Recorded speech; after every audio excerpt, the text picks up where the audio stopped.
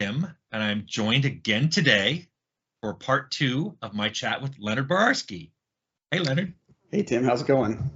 I'm good. Before we get started, I saw that you showed your Ganache trophy. I wanted to show my Award of Excellence that Interplay gave me. The funny thing about this is, I think Jason got one too. There was a party. There was a party where all of Interplay was at this party, and they gave out that award. I don't know if this is what happened. I think this is what happened with Ganache too. You don't remember what I'm going to say, do you? So the next day, Rob comes in and he gives it to me. I'm like, what is this? He's like, it's your award, because we weren't at the party. We were all working. Eric, I do remember. Eric DeMilt brought me mine, and he goes, "Hey, Father Ganal, here's your award." And I'm like, "What?" He goes, "Yeah, you guys were working, of course. So here's your award." Yeah, weren't we talking about self-exploiting last time? Oh, somebody on the channel goes, "Well, that came with a bonus, right?" Bonus? It came with a donut, maybe. It actually meant something to me. It was nice that they recognized that we were doing, stuff that they thought was good at the time. I mean, I liked it. It was cool. It was yeah. Especially because I mentioned this yesterday in my video. After I was specifically told by the executive producer that no one would ever use Ganal because software was not shared, and then everybody started using it. It was kind of nice to get an award. Yeah. But I know we were going to jump. We finished kind of talking about Fallout. We were going to jump into Fallout 2, but we wanted to talk about something before. Oh yeah. So we did this charity talk a little while ago, and we were talking about Wasteland and how Brian was trying to get Wasteland 2 for us, and I said something like, Wasteland 2 didn't influence us at all. And I didn't mean it in the way people took it. So I kind of wanted to clarify that, because Wasteland 2 was a huge influence on us. In the box, we said spiritual successor to Wasteland, and we completely meant it, not Wasteland 2, Wasteland.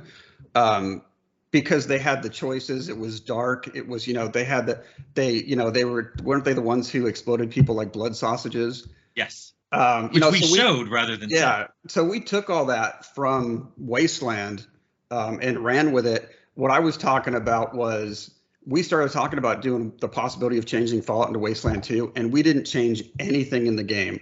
We just kept making the game we were making. We didn't start changing the story or anything. So that's what I meant, is that, like, even if we had gotten Wasteland 2, we would have kind of had to figure out a way to merge the two things, because we didn't set out to necessarily make a sequel to Wasteland in terms of the setting or story. Well, we used to talk about that quest at the beginning where the little boy lost their dog. Yeah. And when you found the dog, it was rabid, and you had to shoot it, and then you had to lie to the kid. I mean, or not. That was, we used to talk about things like that, because that was something we wanted. That was our springboard. We wanted to do that, but a lot more. Exactly. So let's talk about Fallout 2, because you and Jason actually wrote. So the team that was assigned to it did a story, and then Brian wanted me to write a story. But you and Jason had already written a story. Yeah. You want to talk about your story? Yeah, the timeline on all this stuff is really bizarre, because, I got married during this time, and I could have sworn some of this stuff happened while I was off on my honeymoon. But that was August of 1997, and we had to be done by September. And I know we didn't do all the stuff that we needed to do to finish the game in that short a period of time, though we did put in a lot of hours in that time. So who knows when this happened, and I still don't know why it happened, or how it happened. At a certain point, we realized that there was a lot of writing that hadn't been done for the game. We had plans for everything we were going to do, and then we were finding big areas that were empty. I remember, maybe it wasn't my honeymoon, but I went on vacation. Right before I went on vacation, Jason had opened up the Brotherhood of Steel, and he goes, like, there's nothing in here. There's nothing. There was like 2 talking heads and nothing else. And one of the talking heads didn't even talk about what he was supposed to be talking about, because we did those so early.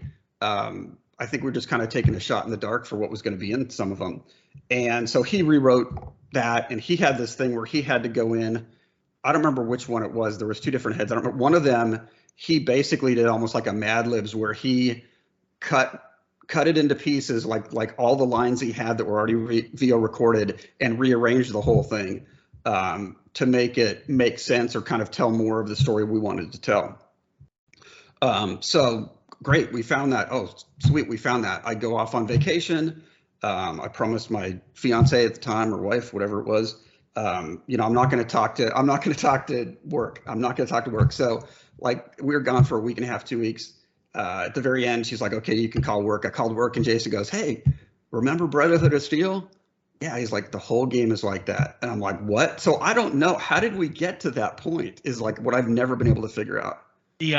Well, I talked about this in another video where Fallout wasn't as hierarchical as a lot of the other games that were there. Sure, we had leads and roles like that, but we kind of let people own the sections they were working on. And if someone told me, yeah, I've got that, I just believed them. There was no trust but verify. It was like, I got my own stuff to do. No, I remember all that. Yeah, if you told me you did it, I believe you did it. What I believe the most shocking thing was it the Boneyards? Was it called Additum, or were those? Anyway, I remember opening up a folder and there was literally nothing inside it. Yeah. Nothing. No maps, no dialogues, no quests, nothing. And that was less than 2 months before we shipped. When did, like, because QA was playing it this whole time. That's what I meant. I mean, I understand why we didn't. We were so busy doing the stuff we had to do. They did the main story quests. They confirmed that you could get through it all. And back then, we thought it was going to take at least 20 hours. Remember? So that's why when I saw that 8-minute speed run a few years later, I was like, oh my, I didn't think that was possible. But they, and also, I mean, they would play a lot. They would do side quests. There were people coming in at night on the weekend because they wanted to play before the next drop on Monday. But that's the hard thing for QA. If something isn't there, they don't know it's supposed to be there. So the fact that you couldn't go to the Boneyards didn't raise any alarms with you. I guess, yeah. So there were a lot of places that were mentioned. Like when you first showed up at Shady Sands, I think Erdesh mentions a gang called the Vipers. That never made it in. Yeah, that's true. But he talks about them like they're a big thing. Like if you were playing this game for the first time, you think, I'm going to run into Vipers. No, you're not. So yeah. So we started. I looked at some of the writing that was there. I looked at a lot of the writing that wasn't there. But even the writing that was there, I'm like, there's a lot of this that I could do better. I didn't think of myself as a writer. I'd done creative writing in high school, but I was all about just being an artist. But I read a lot, and I'm like, I could fake it better than some of the stuff that we had written in there. Whether it was true or not, or I was just being arrogant, but I jumped in there and started writing. Jason did too. We rewrote a lot of stuff. Like I did the master. I didn't quite do the rework that Jason had to do in the Brotherhood of Steel. I did rewrite all the player lines. I made sure that the pathing made sense. Like when you were talking him into killing himself, all that stuff, I had to kind of massage that a little bit. But we wrote all that stuff, and then I think that they were already writing the story for Fallout 2, and me and Jason are like, we could, let's try to see what we could come up with, because we came up with the story for Fallout as a group. It wasn't like me and Jason spearheaded or you spearheaded it. It was kind of like this community thing. So we'd never done that before. So we came up with the story, and I don't remember a lot of it. Like you talked about the war machine that was in there. I know there was a Brotherhood of Steel guy who got kicked out, who you ran into, which is that painting I did for the Fallout 2 comic book that was a load screen.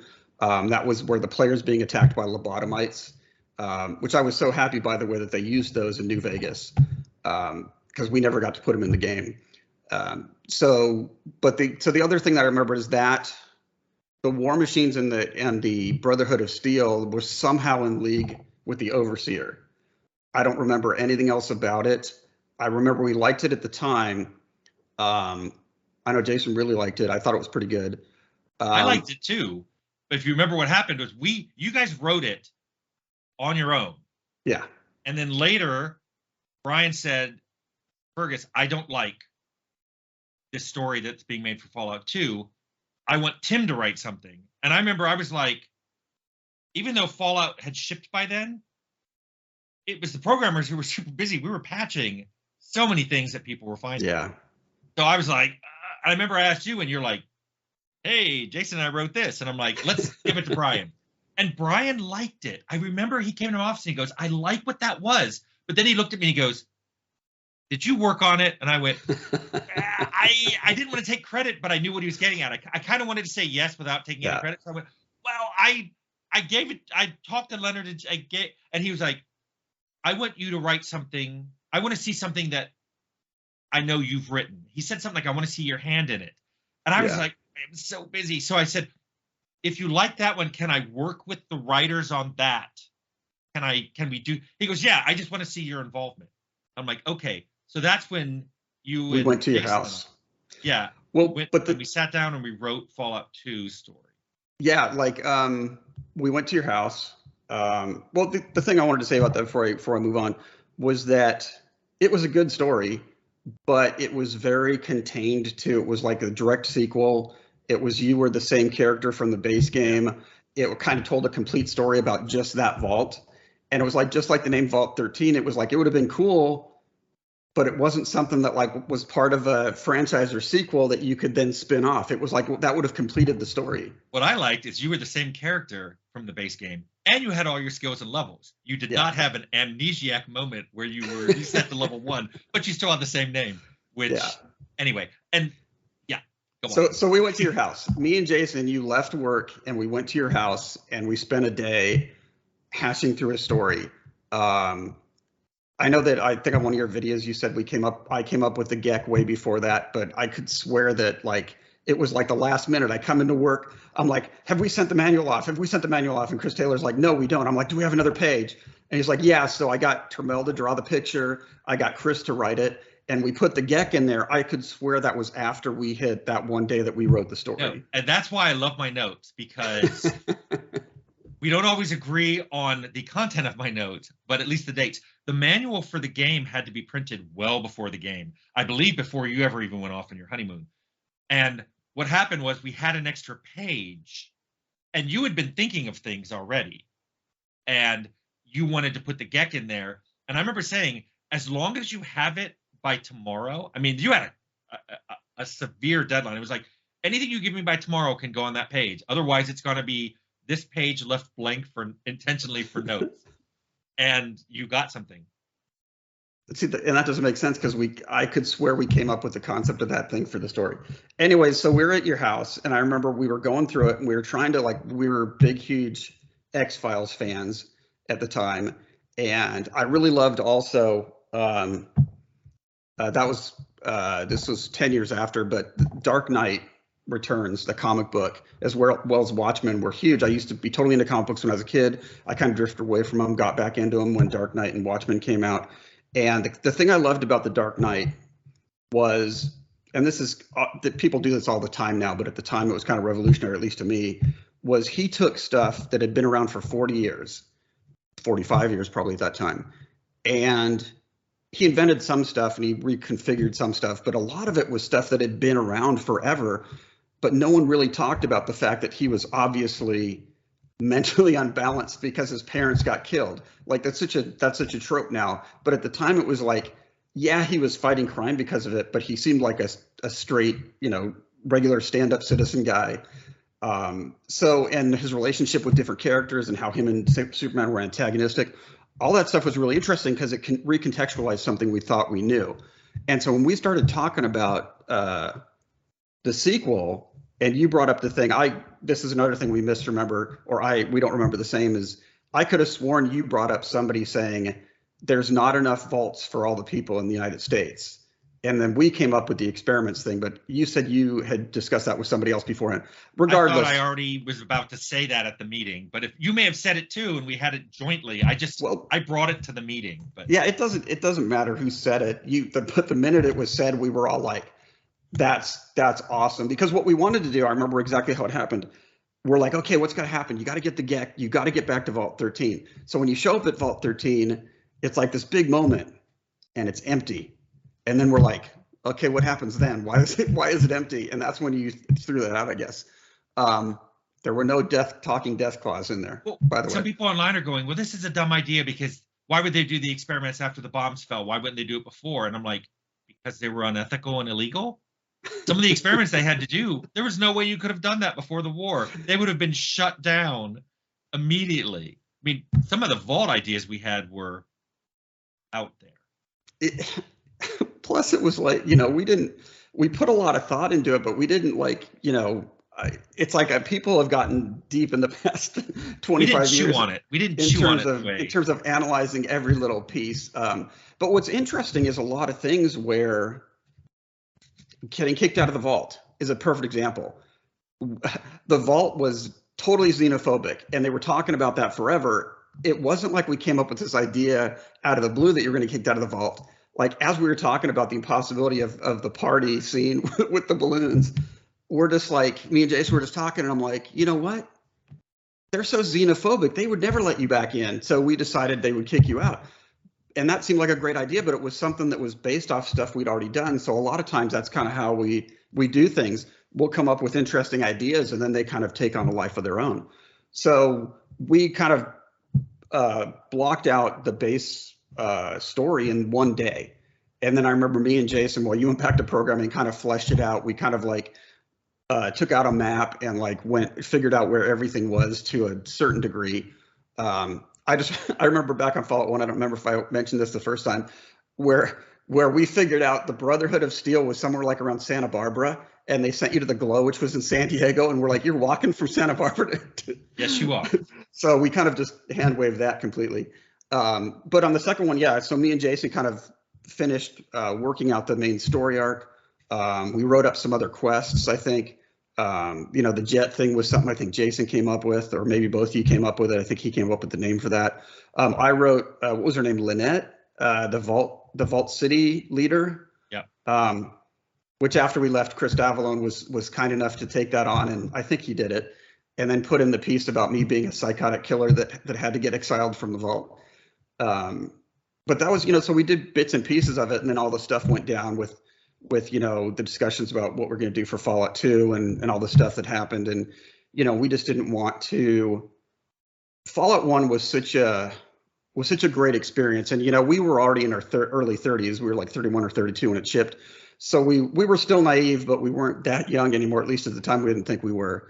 And I had enough presence of mind while we were making it, even before we finished it, to think this is a really rare, unique opportunity. This never happens, and this is not going to happen. I kind of had this feeling that after this, nothing was going to be the same for us, and I was right. We couldn't do Fallout 2. What's funny is I did not, because as Eric DeMille likes to remind me a lot, I am always naively optimistic. I thought, hey, this went great with Fallout. They're definitely going to want the same thing for Fallout 2. So now that we've proved ourselves, everyone's going to leave us alone. No, okay, so I wasn't thinking that it was going to come from the outside. I was just thinking this is it seemed like a weird moment in time and a weird set of circumstances, and things that kept happening, like the 50s thing, the Vault Boy thing, the kicking him out of the vault, the intro, all that stuff, the vibe that the game ended up having. I'm like, we can continue that, but it just seemed like this weird lightning in a bottle thing. Yeah. So I just felt like, and it was our first, so I felt like, this is, even if it's great, it's not going to be the same as the first one. And then when everything started happening, and I was naive too. I thought with us getting awards and all that stuff that we were proving something. We were proving if you take creative people who are responsible and give them a budget, and make sure they don't go off the rails, but let them kind of do their thing. People who have a vision for what they want to make. That's how you do it. That's how you get great games. I think we both learned since then that you have to prove yourself over and over and over again to new people who haven't done it but think they have a better idea, and you're just like, okay, let's spend a large amount of time chewing on these ideas that we've chewed on before, but we're chewing on them now with you.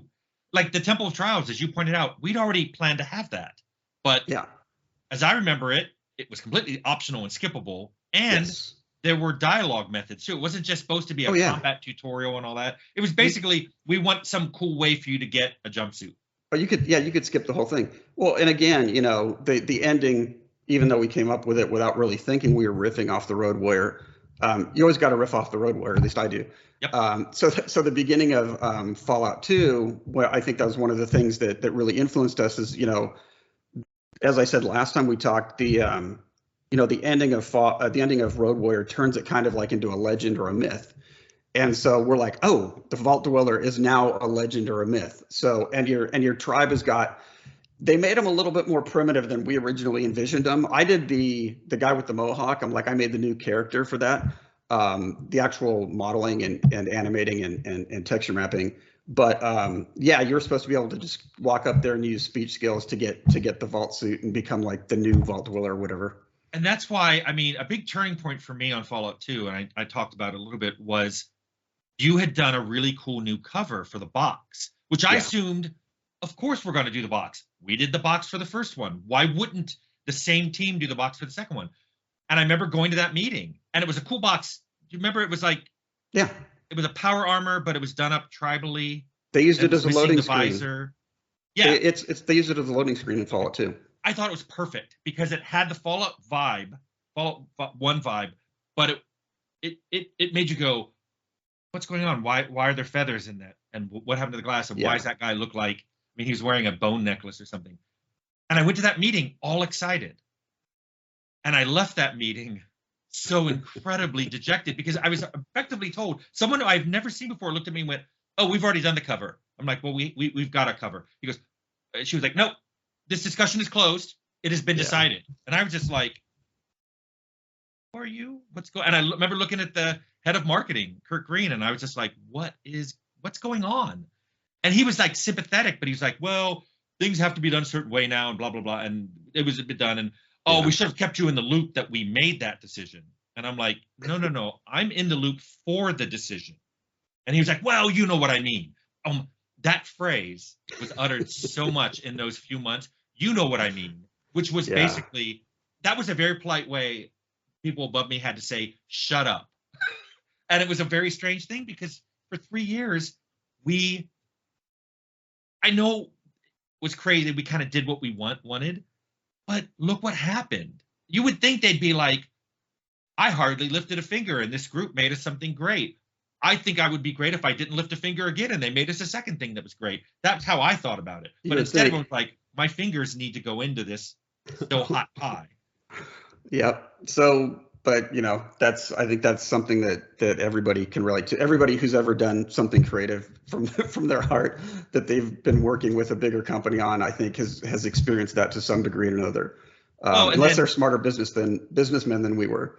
And we've talked about this elsewhere, but then, I gave my resignation and you and Jason gave your resignation. We had no intention of starting a company. I mean, the last thing on our mind was, oh, we're all businessmen. Let's spin up a company. We were like, let's just go somewhere else or, figure out whether opportunities are out there. It was so odd that we ended up making a company.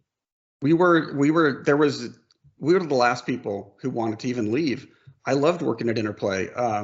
This was a time when people were starting companies, selling companies. It was like people were making all this money. People were leaving constantly because you can get more money other places. And I kept saying, so you get $10,000 more a year, over like every paycheck. What is that? It's really valuable to work at someplace that you love working at. I was always like a big cheerleader for Interplay. And I had no desire to leave. I had no desire to start my own company. I felt like they kind of left us with no choice at the end. And as soon as you decided to leave, it was just like, well, we're not going to stay. But we kind of wanted to go like, oh, where's our new home? We just want to find another place that wants to make an RPG like Fallout. And they'll hire all of us. And me and you and Jason will start the team. And we'll just do it again some other place. And we couldn't find that place. And fortunately or unfortunately, during that time, you're like, I don't want to be the person that deals with any of this anymore. So I naively said, don't worry about it, Tim. I'll take care of it. So I was the one who was cold calling people and trying to get us contracts and dealing with all that stuff. And, we went to a bunch of different places. And, finally, we ran into Scott Lynch, who was running Sierra at the time. And he hadn't worked in Interplay. Somebody who was working with had worked in Interplay at the time in marketing, I think. I don't remember. Was it but Genevieve? No. Well, she was working at Sierra, but she wasn't at this meeting. I mean, the first meeting we went to, there was someone there who had worked with Interplay. So I apologize because I've forgotten who else was there. But Scott was great. Scott totally got what we were trying to do. I mean, we had to kind of, at that point, I think we'd kind of come to the conclusion that we had to start our own company. But Scott loved Fallout. He totally wanted us to come make another game. We already knew that we wanted to make the Industrial Revolution and a fantasy world thing. he loved our ideas. He's, you know, we pitched him on this thing. He kind of went to contract with us. And Scott was, and again, we were naive because, you know, we're just like, we're dealing with Scott Lynch. I mean, yeah, it's a company, but we're dealing with Scott. And I mean, one of the things that happened was he had said, okay, if you guys sell this many units, you'll make this much money in royalties. And he kind of gave us the breakdown. And me and Jason were going through those numbers and they were wrong. And we called him up and he's like, you know what, you're right. That's wrong. So to make it up to you guys, I have to put the right numbers in there, but to make it up for you guys, like for people who don't know how it works, it's kind of like the record company. They treat like the money you make to make your game like an advance. And you have to pay back through royalties that they give you, not all the money the game makes, but like the small percentage that you get you have to recoup that on your small percentage. Forget about whatever else they've made off of it. And once you've quote unquote paid that back through your percentage, then you start making royalties. So, but what Scott Lynch did, he said, is like, you guys are making 10 cents on the dollar for your royalties from unit one. Yeah. And that's the only time at Troika we ever got any kind of royalties because he did that for us.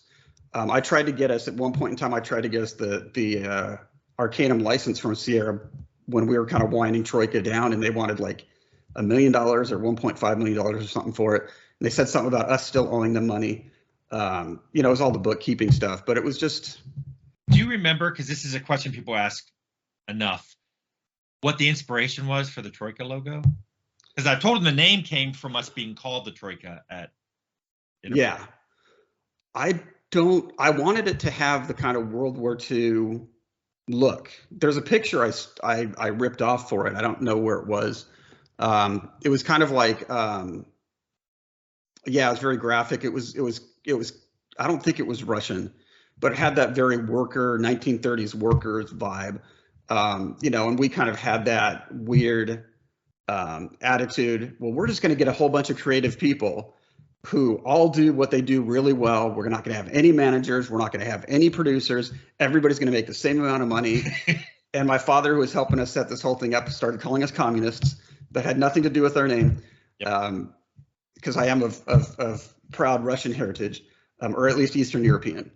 But so we started working on that and that kind of idea. And then so I came up with that logo. We went through the whole thing of copywriting it. And then Jason, like in an afternoon, tossed out a better logo, that like gear with the Troika in. And I'm like, he did that to me with the loading screens too. Like I spent all that time painting that loading screen for Fallout 2. And then he like took that that test pattern and threw "Please stand by" on it. And he's like, I'm like, you suck, man. You totally made a better one than me. And I spent like 2 weeks on it and you spent like 5 minutes on it. I remember what I liked about it was, I remember I said it then, first of all, it was black and white. So I saw the same thing you saw, but also that meant it worked well for not just a logo on a screen, but it worked well on our business cards and stationery. Yeah. And I'm like, okay, this is good. And the reason it was pointing to design was because, you know, you can have decent programming, decent art, but if your design isn't great, your game isn't going to be great. We didn't think design was the most important. It was just, you got to have it, and people would sometimes skimp on it. Yeah. Well, especially back then, people would come up with a really cool, like, graphical thing. That you could write a whole engine around, and then they're like, well, let's glue a story or some kind of half an idea onto it. I think that it also has to do with, even though we are artists and you are a programmer, I feel like, and this is very weird for me to say because I never thought of myself like this before, I kind of had to start writing. I feel like we were all like, you know, Jason was just pure talent. He didn't have any teaching, but I went to school for art. You went to school for programming. You're a great designer, and I feel almost like you're a designer first. Like I would go to you and ask you for things, and you would always be like, if you couldn't do it, you'd be like, well, what are you trying to do? And I would tell you, and you would say, well, I can't give you what you're asking for, but I can get 90% of the way there, and it's much easier for us to do, and you'll get all this other stuff. So you would always try to figure out what we were trying to do from a design standpoint. You almost made how you set up the tools and everything on Arcanum was definitely from a design standpoint. So I feel like we were all focused on making sure that was being handled. A lot of the tools on Arcanum came from the fact that I watched people struggle with the tools on Fallout. So script maker, Sock Monkey script maker, was Yep. intended to let anyone be able to script, and our world editor was intended that anybody, if you could draw a rectangle, it would find all the wall pieces, insert windows and doors, put a roof on it. That editor was amazing. All the tools you guys made. It's so sad that like the time of tiled games was already over by the time we shipped, because it was so easy to make a game. Like going back to Interplay, another very lucky thing that happened is, so this guy Chad Moore had started working at Interplay. We were trying to look for new 3D artists. It was really hard to find 3D artists. He was an economics major at Columbia University, of all things, and his friend there was learning how to program SGIs, and he needed somebody to do some art on Power Animator. So he made a rollerblade that like rotated or something. He sent that to us, and it was better than anything we'd seen. And so we're like, well, let's hire this guy. And he had this great artistic sense, but he was a great writer. And I hired him at Carbine to be a writer. Yeah, because he was a fantastic writer. If anybody ever looks at it, you can find it on YouTube. You can watch Kurgan's speech. Yeah. That he gives, that makes you kind of go, I think the villain might be right. I think I might be on the wrong side. I mean, here's somebody who wants to destroy all of life on the planet, but you end up going, he has a point. Yeah, Chad wrote that whole thing. Yeah. And he also had the unforgivable task of like doing that last conversation with him, where depending on which combination of followers you had, it would change drastically. Like some of them would abandon you. Yes. And so that was a pain. So he did that and Kurgan, which was just fantastic work. But again, he had never done this before. So he came over to join us once we got, well, first, the stepping back, I'm jumping ahead here. So we were still working at Interplay. I think we'd already put in our notices, and my wife gets pregnant, and then Jason's like, yeah, we were talking about it, but we're going to wait a while. And then a week later he comes in, he's like, yeah, we're pregnant too. So they were born actually a week apart, or even less than that. But so both our wives were pregnant, or I don't think they were married at the time, but we left with no job, nothing. We're just like, well, we have to do this. Again, it's great when you can do that when you're 30 years old and just like, I'm going to take the risk. I'm rolling the dice. Well, okay. I had no one pregnant, but I had a mortgage, and I refinanced a few months after we quit just because I needed some money and I needed to get my monthly cost down. So I had to reset the mortgage on my house back several years just to be able to survive, because at the very beginning, and I remember this happened, we miscalculated some of our startup costs.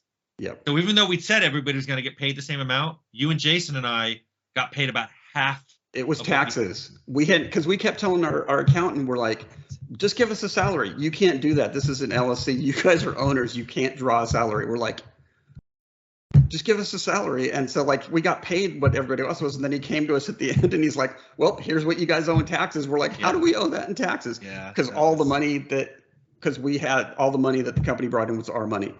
So, but anyway, the reason it reminded me of that is because me and you and Jason, and I think Chris Jones was with us too at that point, were in Jason's house making a demo, making our green light demo for that. And, we started learning how to use Maya. We switched over to Maya because Maya could run on PCs.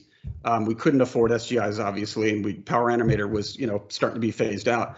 So we started using Maya. Maya was, for me, it's like I learned how to model and animate and texture on Power Animator.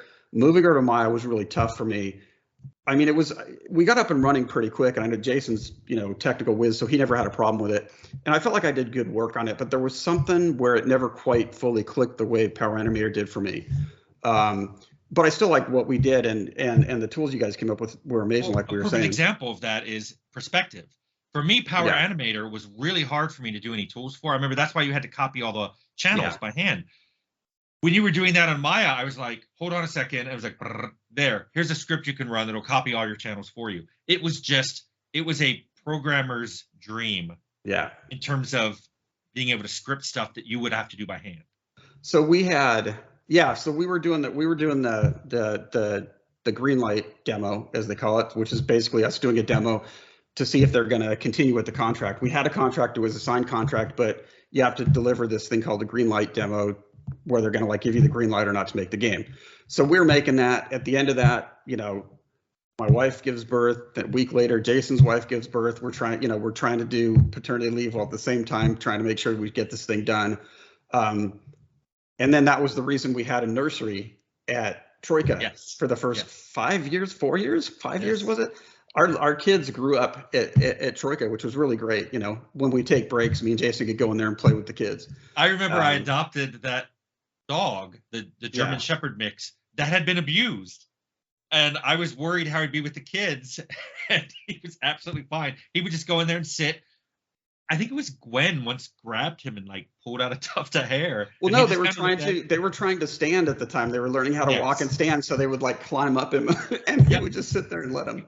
Yeah, he was like, whatever. And it was really awesome because you guys got to bring in your kids and I got to bring in my dog. Yeah, it was great. So anyways, the reason I brought up Chad was because, you know, Chad actually was really into writing his whole life. He was kind of like I was with art, except he decided to be an economist for some reason at the last minute. And he came over to work with us. And so you're putting together this Sock Monkey script maker for us. And it was so funny because you would come in there and tell us how it was going to work. And I don't know if Chad understood it, but you would tell me things like I understood what you were talking about. And I'd be like, yeah, okay, that sounds great. You're like, well, here's how it's going to work. Isn't this great? I'm like, that sounds fantastic. And I didn't understand it until I started working with it. It was, and I've actually done real scripting after that in like Python and stuff. But this was the greatest scripting tool ever because it was all pull downs. You couldn't have, you couldn't make spelling errors. You couldn't, mistype anything. It was really, really powerful. And you regretted the power you gave me and Chad on that game, I swear. I thought I had restricted it with those pull downs. I thought I had prevented you guys from doing anything bad. And one of the first things you did was you put in a loop, an infinite We started loop. calling other scripts that called back to the same script. Oh, and that blew the heap. It was just like A, which script A would call B, which would call back into B, A, and back to A, B, A, B. Yeah, and I thought, like, you guys didn't have to deal with pointers or memory allocation, and I thought, great. It's immune to tampering. Neither one of us had ever scripted before. I'd only written Fallout. He'd written, he did writing for Red Asphalt, which was the first game he'd ever worked on. He came over there. We're like, oh, you're going to write an RPG now. He's like, great. And he did a fantastic job. And we not only wrote the stuff, we scripted it. We ended up laying out maps because our map maker was so easy to use. Well, see, we had really good scripters on Fallout, and we knew we weren't going to have any budget for that. Yeah. So Sock Monkey was kind of an act of desperation. It's like, I need to make something that everybody can script in quickly that lets us do, and I knew what you wanted to do with it. Like, I was like, oh yeah, they're going to want to test items and creatures in the environment and check for properties and set things and give items and set variables. It was pretty straightforward what I knew you had to do. I just wanted to come up with a way of doing it that was, I thought, as safe as possible. Yeah, and I never ever thought in a million years I'd be able to script because I had zero technical ability, I had zero mathematical ability. But that and the way you set up our conversation stuff, I mean, it was the worst part about it was that it was in Excel. So we were doing these branching conversations that had all these different branchings and linked in different ways. And it was really hard to follow in Excel. But you also gave us the ability to really easily check everything we ever wanted to check by local flags and global flags that we just write literally GF05 or whatever, because it was all in a text file that we would open up and just, there was our list of global flags and we just write what it was and we do it. And we had local flags that we could just win in that conversation. The other thing you did was like every object in the game you could open up its script. I don't even know what it was. It was just this thing with checkboxes on it where you could attach scripts to all the different things that object could do. And it was contextual. So if it was an item, it could do certain things. If it was an NPC, it could do certain things. So we didn't have to script any of that. We could say like, okay, this script fires when this happens, and we just attach it to that point. And we didn't have, so that was like, it made it so easy to do that stuff. And, me and Chad and Jason would go crazy where we were just like, everything we could do, we did. It's like, I know you've heard it, you've referred to it as our kitchen sink game, but like literally as we were writing these conversations, it was so easy to do I would just be like, oh, I remember when this happened there. I'm like, I'm gonna do this later, and I just start throwing in like every line had some kind of conditional where it's just like, oh, did the player do this? Oh, they can do this. Weird things like that whole bank robbery thing that I put together with and you're just like, what are you doing? I remember you guys went beyond doing things that I thought you could do, and you went into things that I wasn't sure you should do. But we definitely shouldn't have done a lot of that stuff. But it turned out to have, I mean, people talk about all the different ways you can do some of the quests, because there were so many builds possible that you couldn't just say, here's how you fight, talk, and stealth your way. It's like there were multiple ways to talk your way past it, multiple ways to fight. What we have to talk about, you know what I have to talk about now? Yes. We're going to talk about quests and scripting. The number one asked question for Arcanum was, what was up with the whole half ogre island quest line that I believe you wrote and scripted? Yes. Well, it started off with the Siamese twins, right? The Siamese twin skull. Somehow it was half Chad's and half mine. I don't remember. I don't even remember. So I believe that's how you ended up getting into it. So Chad must have put the front end on it, because I think he wrote that part. But yeah, that idea was mine, and the execution was mine, especially the end of it, and the island. I did the island stuff, and a lot of people want to know: was it designed not to be finishable, or did you just not finish it? No, it was designed to be a dead end, because we were full on X-Files fans. Chad used to come over to our house at night and, on Sunday nights and watch X-Files every week, literally. And so we were big on X-Files stuff, and we're like, we're going to, you can't figure this out till the sequel. And then when we started talking about Journey to the Center of Arcanum, I'm like, how am I going to fit that in there? This doesn't fit with the new game we're making. But yeah, the idea was that it was gonna be a dead end, that you weren't going to be able to fix it. The powers that be were going to, basically shut it all down. And you were kind of a lesson that not every problem can be solved. Yeah. But there's a follow-up that a lot of people asked is, would you make content like that today? Probably not, because first of all, I know more now. I really thought there was no way we weren't making a sequel to it. So I mean, we might plant things that could pay off later, but you wouldn't, just like Easter eggs, where if you don't get the reference or the joke, you shouldn't have seen it. Same thing with us planning things for later. If you don't, you shouldn't think that things are unfinished or not, or left hanging in any way, shape, or form if we can avoid it.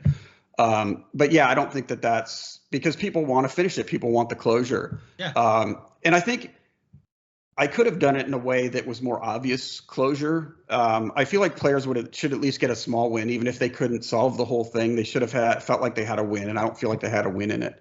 And there was also kind of, I think people read anti-Semitic things into it at one point because unfortunately in fantasy, gnomes have big noses and are short, and they like money, which didn't come from us, and I don't know if that was racist when it first was developed, but that's a fantasy thing. But I thought, first of all, we didn't think that far into it, and I did think about that though when I was developing the question. I'm like, you know what? I have the perfect defense about that because I'm Jewish, so I can, because it's not meant, it wasn't intended. But I did have in the back of my mind, I wonder if people are going to read this as some kind of weird conspiracy thing. And that's, speaking of conspiracy thing, that's the other thing. And we shipped in August of 2001. August of 2001 and before was a completely different world from after September of 2001. Conspiracies were funny. Conspiracies were like X-Files, a lot of fun. No one could possibly believe this stuff. It was a totally different world where we're like, oh, we could totally play around with this in this make-believe world, and no one's going to draw real-world implications from it. Maybe the bigger themes say something about power and stuff, but I mean, in terms of the details, no one's going to read too much into that. And of course, that is not the case at all. So I would be a lot more careful on a lot of that stuff. Yeah, it is. It is a strange. It's like I've talked about this in a few other videos I've done. It's really hard to use today's lens to look at things back then. Yeah. And in some ways, I kind of even want to warn people. It's like, however you think you are now, and you think you're good and well-meaning and all that, in 20 or 30 years, people are going to look at things you do and go, how dare you drive an internal combustion car or eat meat or what I think is going to happen, which is they're going to make fabricators and people can't believe we wore the same clothes multiple times. which I'm trying not to do. I'm trying to wear a different shirt every video. Nice. Because that's how I roll. You know, there are many ways I roll, and that is one of the roll methods. Do you remember any other cut content from Arcanum? People have asked a lot about, hey, what else didn't make it in? And I just remember almost every idea we ever had getting into that game. I think we did. I mean, even things that we didn't. I don't know. I can't think of any. I think we changed some stuff. I know that once Chad came on, because he didn't start with us immediately. He was in there very early on. But I think after he came on, two things happened. Planescape came out, Planescape Torment, and we're just like, eesh, we're gonna have to up our game, because Planescape Torment was, the best writing ever, and we're just like, we're gonna have to be really good. We thought we had to be good before, but now we have to be, try to do something that could even, be compared to that. And then I think it was Memento, that movie Memento. Is that right? I don't know if that was too early. Maybe I'm misremembering the movie, but I love the the twisting and turning paths through there. And I was looking at our story, and I'm like, I don't think, because originally Aronax was the actual bad guy. There was no Kurgan, which was a temp name we never replaced. It was the guy from Highlander. We just called him, it's the Kurgan. We'll figure out a better name for him. Although, let me just interject. Fallout went through 3 main plot points. Yeah. Arcanum went through 27. I think we had made a sufficiently detailed, but it was like, I don't think there was enough places where things happened that you weren't expecting. It felt like it was kind of like you knew ahead of time what was going to happen, and sure, it played out in interesting ways, but I didn't feel like there was. So me and Chad did some stuff where we kind of like recontextualized some things and added some twists and turns to it. But I feel like everything we wanted to put in there, we put in there. The magic versus tech. I mean, I was talking earlier about being naive, and I didn't finish that part of the story, because one of the reasons I said we were naive is because we were dealing with Scott, and we're like, well, Scott can be completely trusted. Scott's great, Sierra seems really cool, but Scott's, we're making this deal with Scott. And then 6 months into it, Scott left, because I don't remember why, but he left Sierra. It wasn't acrimonious. There wasn't any big problem or anything. He just needed to leave for whatever reason. And he eventually ended up at Valve, which helped us down the road. But, and the people who worked at Sierra were great, but it wasn't the relationship we had with Scott. Yeah. And I feel like Scott hired us to kind of do what we wanted to do, which is be left alone to make our game. But I kind of feel like, maybe I was wrong. Maybe I was just, reading too much into it. But I kind of feel like Scott would have given us a lot of really great feedback on our game. And I feel like, I felt like Sierra had so much faith in us that they really didn't give us a lot of subject feedback reports, but they didn't give us any critique. They didn't ever go like, what the hell's with the Black Mountain, with the Black Mountain mines or caves, whatever the hell they were, that you have to spend an hour in. Yeah, or just on system mechanics. I always expected somebody to go, did you really need fate points and the newspaper and all the other stuff that we jammed into the game? Do we need all of that? So that's something that me and you completely disagree about. I think the newspapers were awesome. Oh, I like them. I love that they're there. I just question, did Arcanum need that much more frosting on its already heavily sugared cake? I love the tools, though. Again, I can't praise them enough.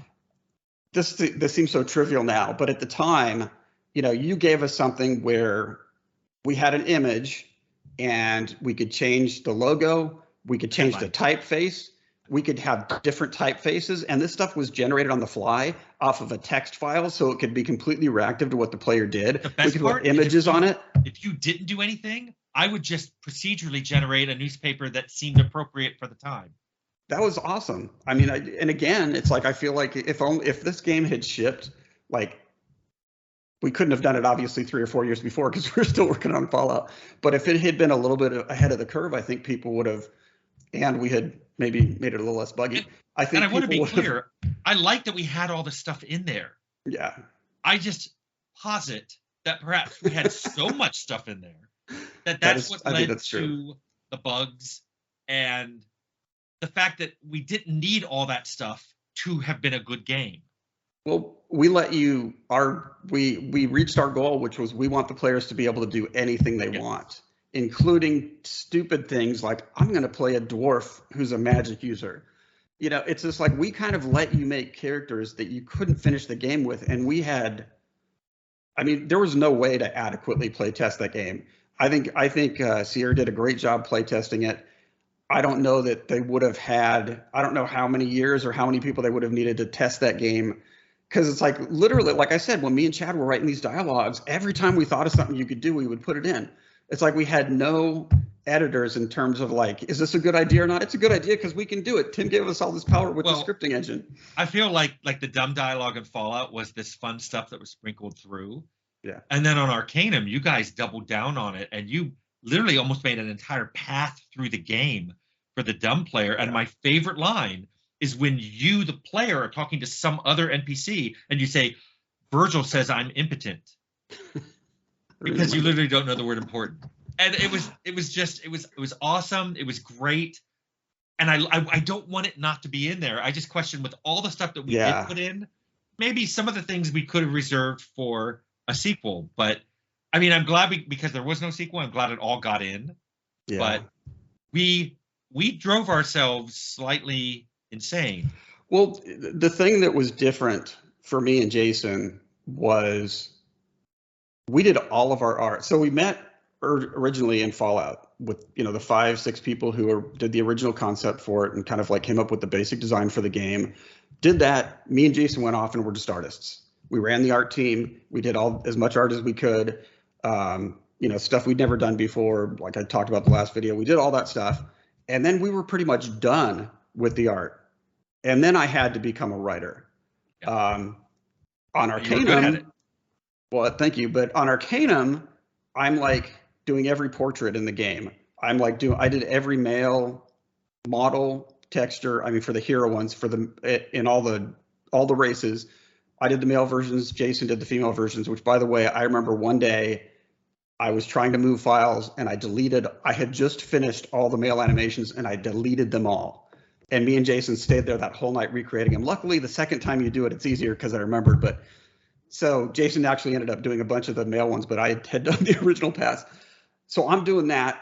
We're trying to figure out how to run a company. We're trying to figure out everything else about the game.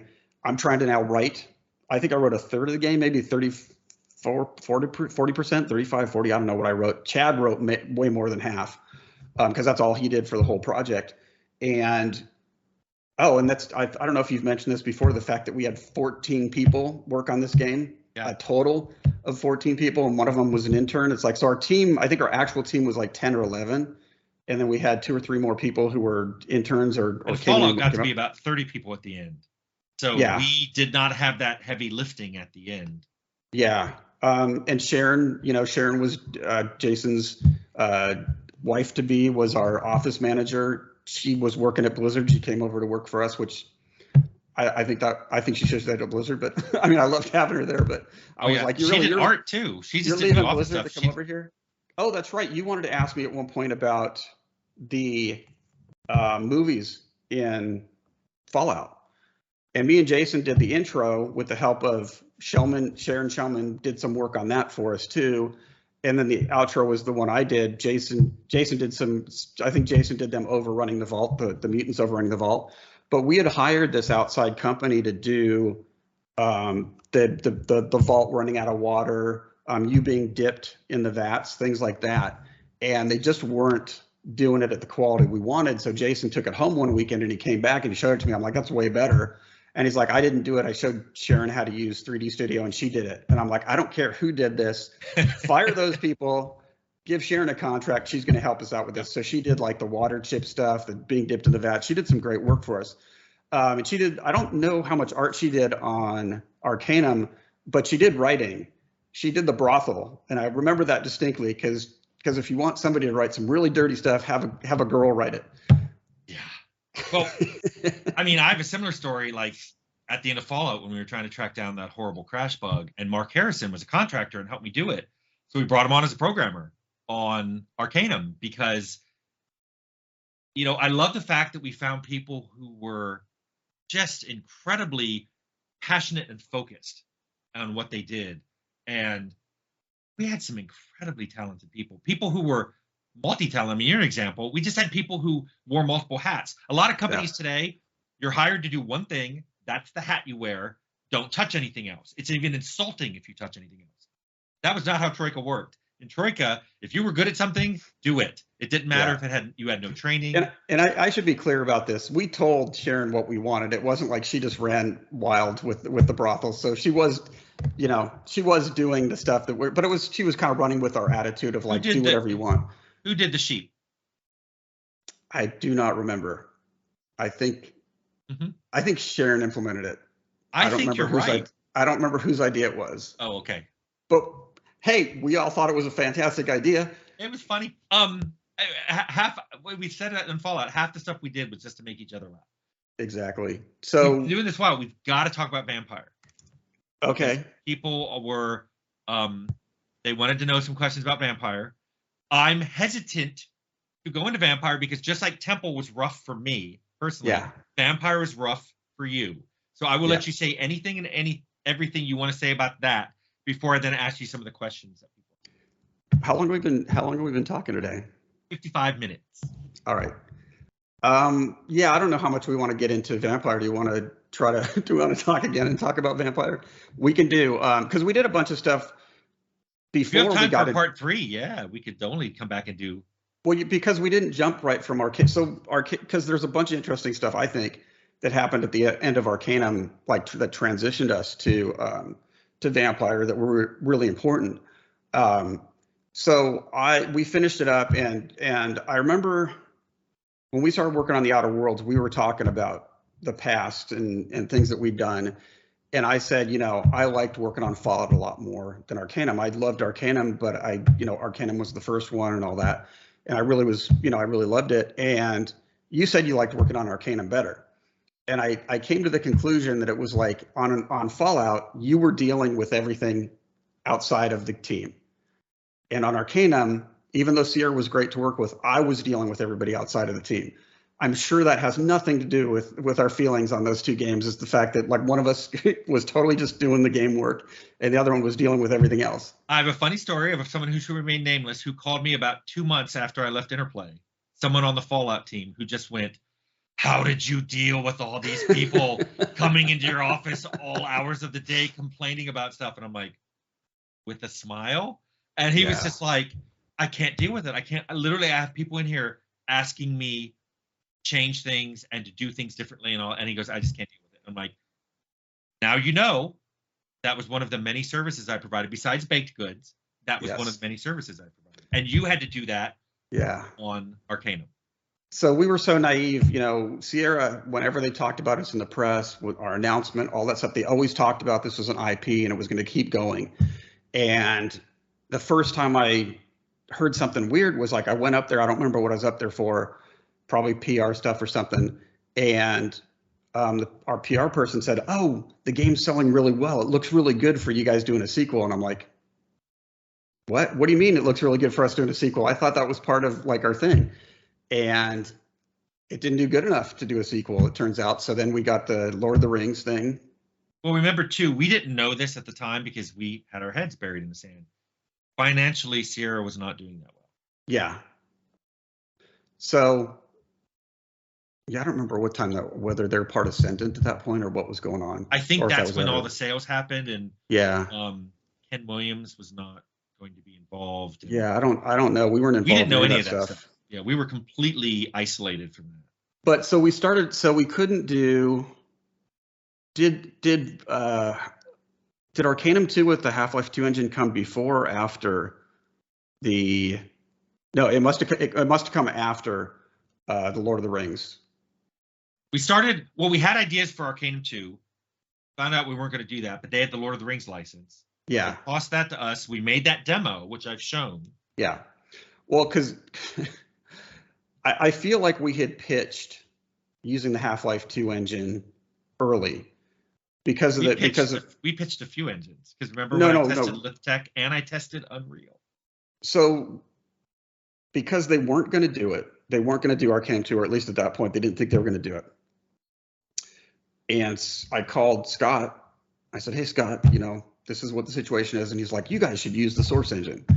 And so the most surreal thing was, me and Jason were up in Seattle, get in a car with Scott Lynch and Gabe Newell, drive to Sierra, and me and Jason were like flies on the wall watching Gabe argue with the head of Sierra about how they were going to publish our game or not publish our game. They were going to use their engine. And we're just like, what's going on? What's going on here? How are we part of this? And then that didn't pan out. So that's when I think we started doing Lord of the Rings, and it'll become evident in a minute why I think that's the way it happened. So we started, well, there was also a lot of other pitches we did. I found a bunch of them like Shadowrun, and I know you talked about Might and Magic 10. I could look at the dates on some of those to figure out when they were. I have a whole folder of pitches. We did and also I want to throw in too that when we did Lord of the Rings, it was the Arcanum engine, but we took out all the sprites and replaced them with 3D characters. Yes. So we were doing the Lord of the Rings one, and I went up to Seattle they were doing a bunch of Lord of the Rings games. So they were having a meeting where a bunch of people a bunch of representatives from the different teams working on these games were going to meet and kind of talk about what each were doing and making sure, we're kind of like complimenting what others doing and not doing the same thing too much.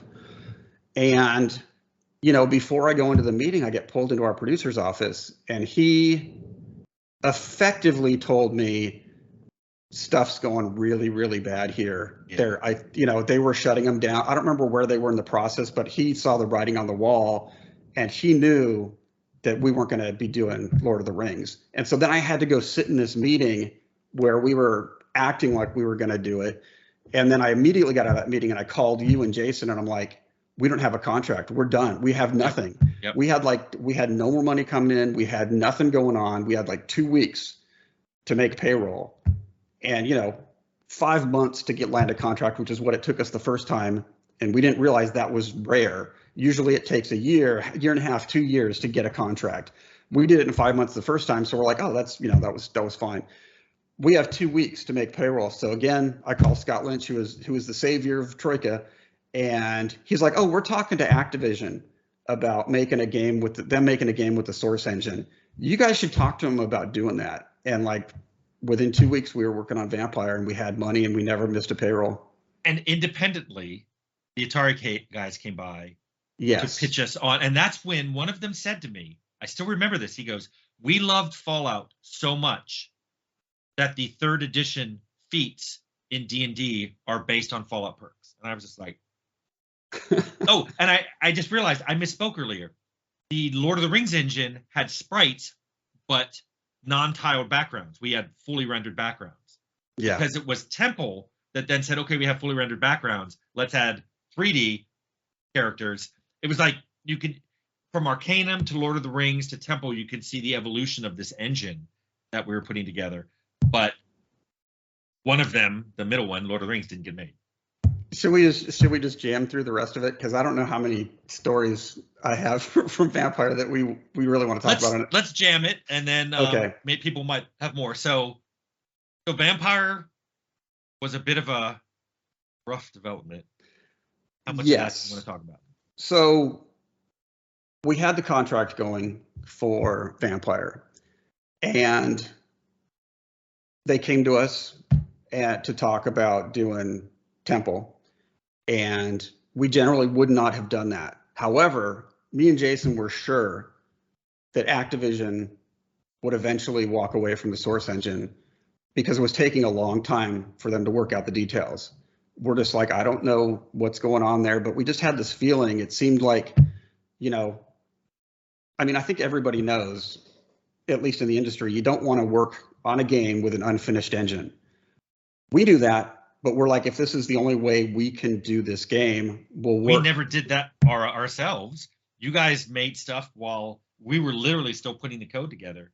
Yeah, but if it's an unfinished engine that somebody else is making, it's out of your hands completely. But so we thought that eventually the whole thing was going to fall apart. So that's why we were like, well, we need a backup. So that's why we took that. And then when it started to look like both were going to happen, and I told, not that we needed to tell them this, but I told them, just for full disclosure, that we were also doing that. They keymanned me and Chad and Jason and a bunch of other people for Vampire. And, I should have not let them keyman me or not let them keyman Chad or something, so that one of us could have like come over and helped you guys write on Temple. Yeah.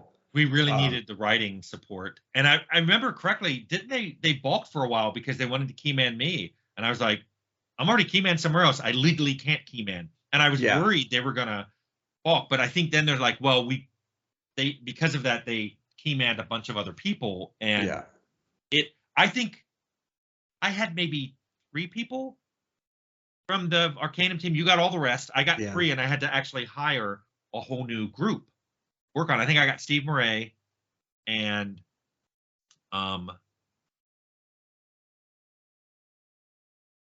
Mike McCarthy. Yes. Everybody else we hired. Yeah. And it was just tough. We were Jason was awesome on that game. He was the creative director. He really was responsible for making it feel like a vampire game. He like did all the research. I remember playing. I went and played D&D with you guys when you were playing D&D with your team, because I was really convinced we were all moving over to that, and Jason was still like working away trying to figure out how to make the systems work on Vampire and all that. And he worked with Rick Schaefer on the music for Vampire. So really was a labor of love for him. I mean, I was fired up to be doing it because I just wanted to make a game with that engine. I thought it was going to be really great. We just had, we were trying to make a game that was completely different from what Valve was optimizing for, because they were optimizing for a shooter. We're trying to make an open world, as much as you could in those days, open world RPG. And the engine just didn't want to do that. And they were developing it, in their Valve, they could do whatever they wanted. They would I think they went through, I don't know how many AI programmers. So we kept, every time they did that, all of our AI got trashed. Same thing happened to the physics. They changed all the physics engine, and suddenly a lot of our stuff didn't work.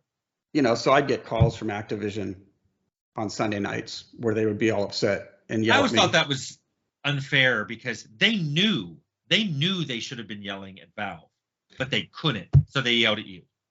I don't know. I mean, I'm sure they were getting pressure too. The people who are yelling at me, I'm sure it wasn't like I'm sure they weren't ecstatic about having to call me and yell at me. They were probably being told to do it, but it was just tough. I mean, I was the game director on that. I was literally the one just dealing with all of that. And that was because Jason started out being the game director.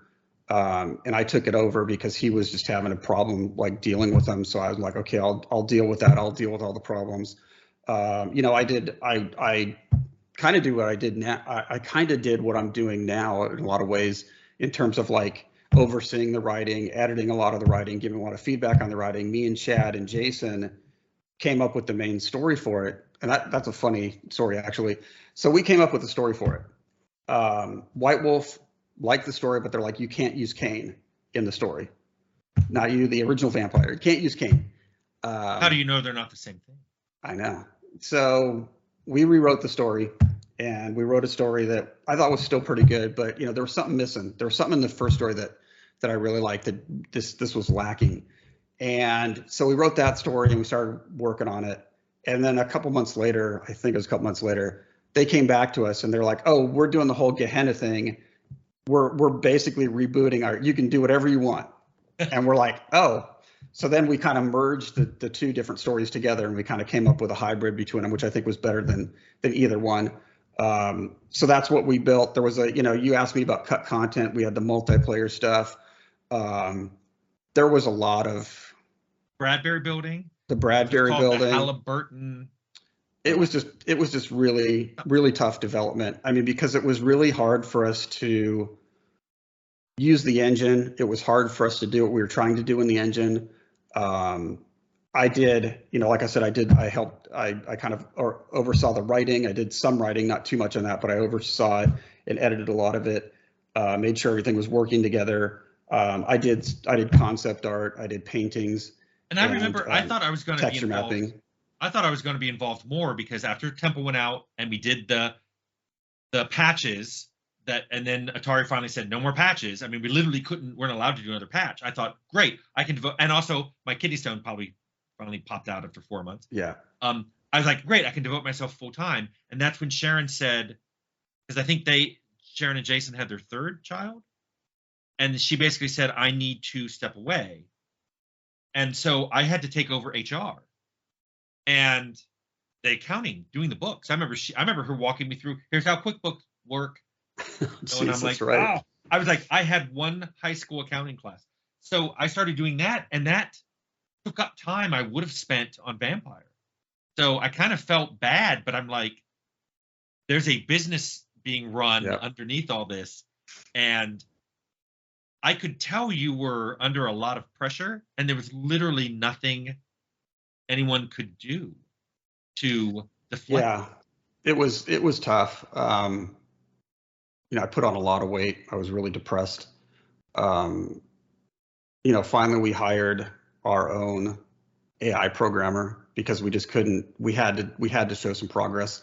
So in effect, we took the Half-Life engine and finished our version of it, which of course was never going to be anywhere near as good as Half-Life's. Yeah, but the thing that frustrated me the most was the version that shipped had everybody sliding around, which literally didn't exist on the build the day before or the build the day after. But they just went, we called them up and said, hey, we've got the new build to send you. And they're like, no, don't bother. We already sent it to the duplicator. And I was like, but the opening cinematic is. I might have lost my mind with them on the phone at that point when I found out they were doing that. That was not something that I was really happy about. So that may be very well why we never got another chance to do a game for Activision, because I lost it. I could not believe that was happening. But I understand the realities of making games. They have to show a profit. They have to get this stuff out. They have to. They sent a producer down to help us finish it. David Mullich, he helped us get it out the door. Also, I thought the team came through some really amazing stuff. Yeah. DJ Perillo and some of the other guys they were doing really cool work. I remember I'd be there at night. And the way I would contribute is I did boss AIs, but because I remember I did Man-Bat because it wasn't Batman. He was Man-Bat. That's right. But which is also a copyrighted character from DC Comics, by the way. Okay, it was neither. It was the sheriff looking like a bat. But I would play the game, and there was such cool stuff in it. I remember playing the Ocean House. Yeah. And Jason had locked himself in his office for 3 days, didn't talk to anybody. He unplugged his phone. And then he came out with this gem. This like crystallization of this is a perfect way a vampire level should be. Both Brian Mitsoda, who did a lot of writing on the game, he did a great job as well, and Chad had worked on that, and they'd done a lot of work on it. So it wasn't like he was starting from scratch, but there was something missing that just wasn't kind of selling the whole thing. And Jason, being the scripting and technical wizard and design genius that he is, like took that and really made it work. And he just needed time. That's all he was like, I need space and time to do this. And that reminds me, there was one question everybody wanted to know was, because people love the Malkavians. They love the dialogue. Whose idea was it to give the Malkavians unique dialogue, like the dumb dialogue we had in Arcanum and Fallout? I don't know if Jason came up with that or Chad came up with it or I came up with it. It was kind of like one of those discussions where we kind of came up with it. I'm pretty sure the end version of it, I think a lot of it had to do with Jason, because Jason knew the lore inside and out. So once we decided we were going a different direction with it or doing something weird with it, kind of like our dumb dialogue, I believe he was the one who came up with the fact that you could kind of hear things, which led to the talking to the stop sign or talking to the television set. But I don't remember. I think it was a combination of Brian and Chad who came up with the way they spoke, which was I thought really interesting. What I love is every clan had its own distinctive way of speaking, but the Malkavians, I mean, when you were brought into that dialogue with the stop sign, that was shocking. When you went back to your house and your TV was on and the newscaster was saying about there was an explosion at a warehouse, and then he stops and he looks at you and he goes, I know you did that. I know you were involved. And you're like, what's happening? Because it's not fourth wall breaking because the wall's still inside the game, but it was it made you realize this character I'm playing crazy. Yeah. And I can't control it. So it was tough. I mean, we'd been working on that 4 years. Was it fully 4 years? I think It's three and a half. I think I can't, the time just is crazy because I can't people believe we think didn't that's a work on long it. time, but I think most RPGs take about 3 or 4 years to make. People It say, felt "Well, like a that's a long long." time. I've seen people, "Well, that's a long time. You guys spent too much time on that." Like, I think the way no, that's Jason put it is we don't, when you talk about Vampire, you don't talk about how much time we crunched. We can only talk about how much time we didn't crunch because it yeah. was such a small amount. It was Like about for 5 or 6 years of development crunched into a 3.5 year sack.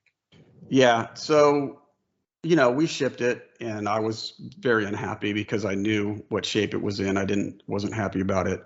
Yeah. There were big chunks of the game I felt just didn't really work. People were, it was buggy. It was unfinished. People obviously were railing against that for good reason. Yeah. So we tried a bunch of things. We were going to try to do an MMO at some point. We did make a demo. We did 2 different rounds of layoffs. The first round of layoffs, which is horrible. And then, so the small group of people we had left, we took the Half-Life engine and that werewolf model we had made for the observatory, and we made a werewolf demo, like we were playing based on the White Wolf werewolf license. That didn't go anywhere. We did that post-apocalyptic demo thing that didn't really go anywhere.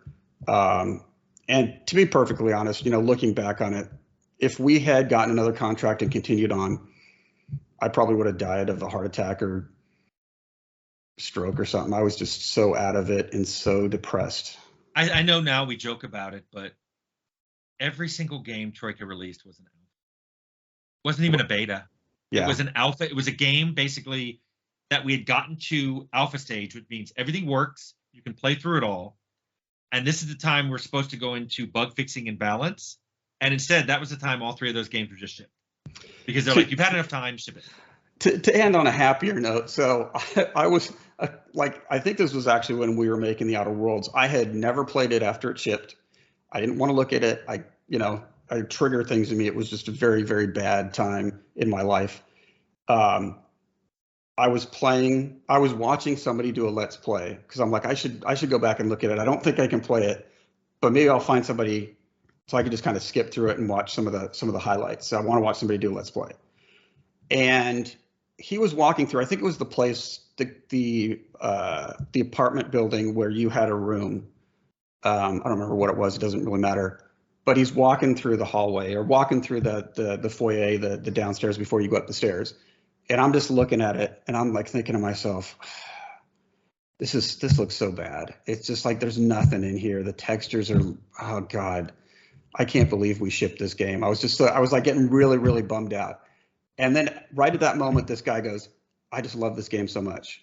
This game is the best game. I just love this game. He started talking about all the great things about it. He was talking about how much he loved it, how many times he played it. It was very cathartic. At the very moment where I was just like, I can't believe we shipped this. This guy was talking about how much fun he had with it and how many times he played it.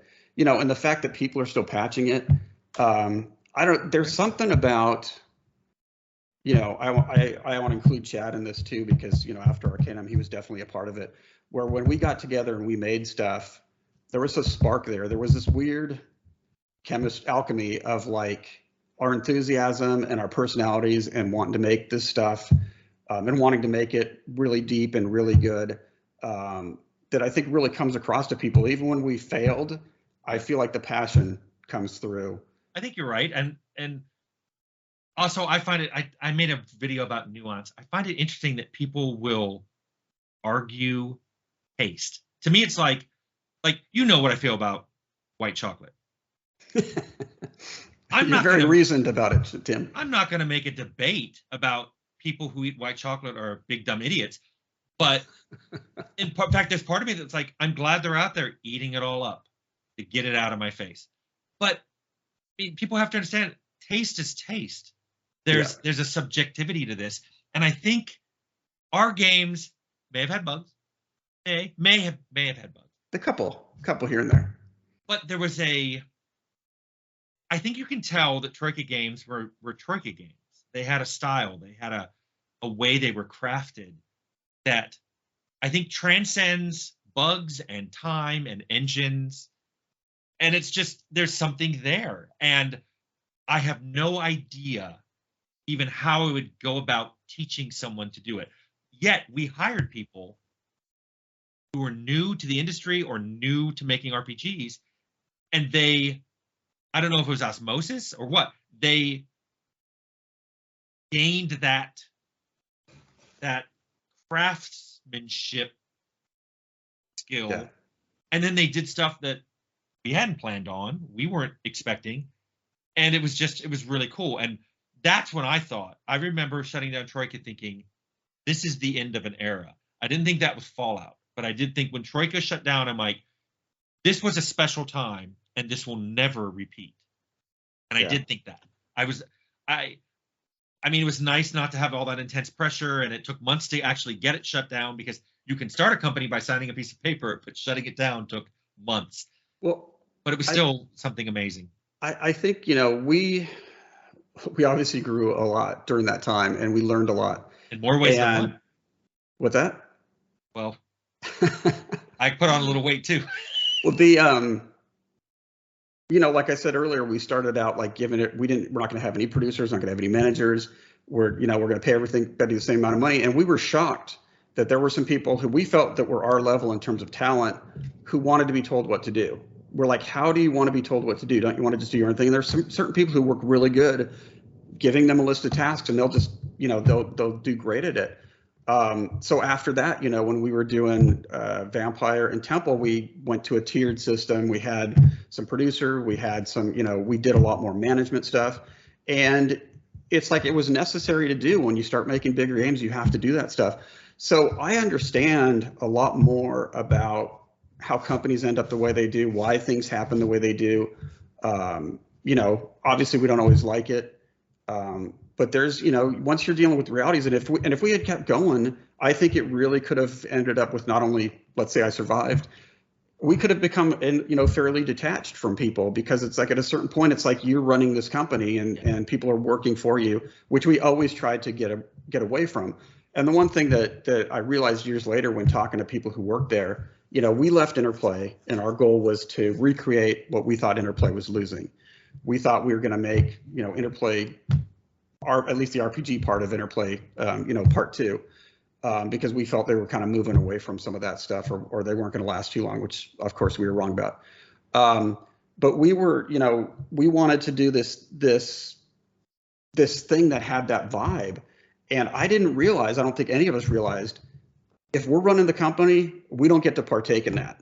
Because everybody I've talked to who worked there, I shouldn't say everybody, but most of the people I've talked to who worked there, I think actually everybody, now that I think about it, I'm sure there's people who have a different opinion, but I don't know that I've talked to them about it.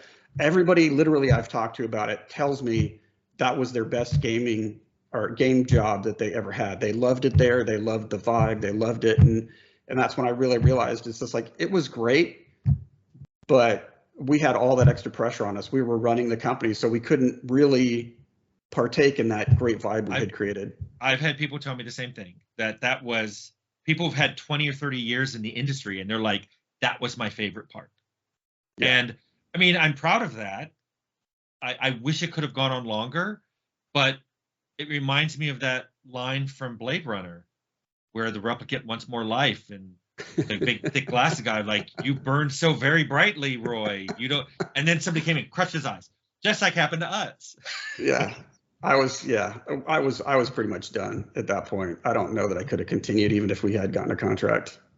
It was rough, but it's nice to look back on. I mean, I don't regret running Troika. I just don't think that we should have run a company. It's weird, because as much as I wish that we could have worked on Fallout 2, because I would have really loved to have made that game, I have zero regrets that we went and did Troika. I think that was... There'd be no Arcanum if we had done Fallout 2. No, I think it was just something we had to do at the time, and it's funny how we ended up, there was a lot of people there who were always at Interplay who were always talking about running their own companies, leaving and making tons of money. And we were the ones who were always like, why would you want to do that? And then we end up being the ones who actually leave and start our own company. Yeah, it was a wild ride that I'm not even sure we could do today. People are like, do it again. We're like, no.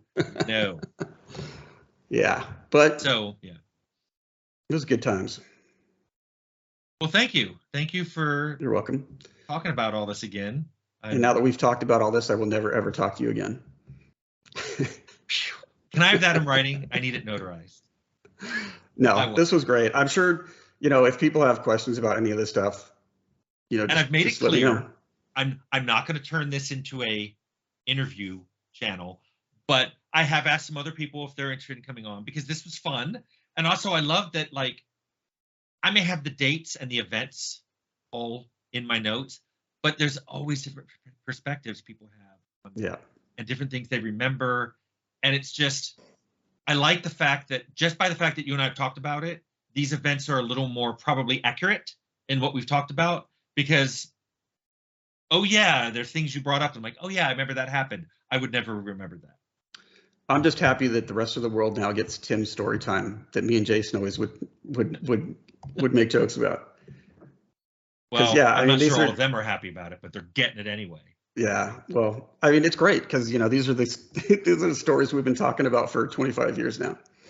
Yeah, it's funny, when I taught at UCI, one of the students there said, it's like Tim's story hour twice a week. Like, I am trying to teach. I'm trying to educate. But yeah, that didn't happen. All right, man. All right. Thanks, Leonard. Well, thanks for having me. We'll talk to you later. Okay.